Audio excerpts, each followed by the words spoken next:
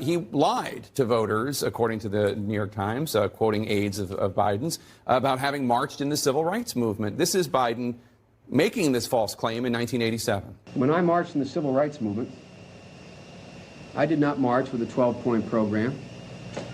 I marched with tens of thousands of others to change attitudes. I got involved in desegregated movie theaters and helping, you may remember Reverend Moyer in Delaware and Herman Holloway organize voter registration drives, coming out of black churches on Sunday, figuring how we were going to move.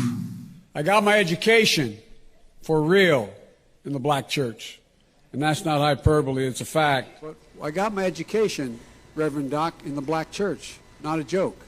Because when we used to get organized on Sundays to go out and desegregate movie theaters and things like that, we'd do it through the black church.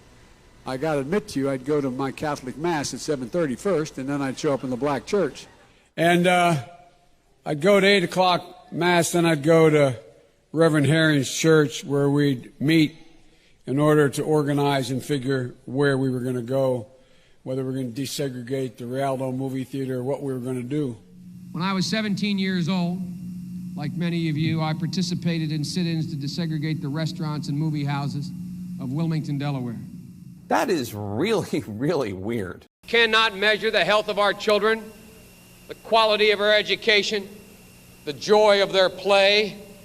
Yet the gross national product does not allow for the health of our children, the quality of their education, or the joy of their play. Let us pledge that our generation of Americans will pay any price, bear any burden, accept any challenge, and meet any hardship to secure the blessings of prosperity and the promise of opportunity for our children. We shall pay any price, bear any burden, meet any hardship, support any friend, oppose any foe, to assure the survival and the success of liberty.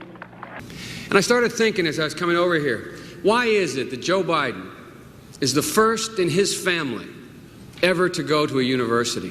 Why am I the first Kinnick in 1,000 generations to be able to get to university?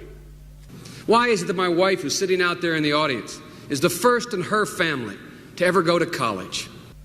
Why is Glenys the first woman in her family in 1,000 generations to be able to get the... I am not culturally one of those guys who likes to, I don't fit very well with, I'm not a joiner. And look, you're looking at a middle-class guy. I am who I am. I'm not big on flak jackets and tie-dye shirts and, you know, that's not me. I'm serious.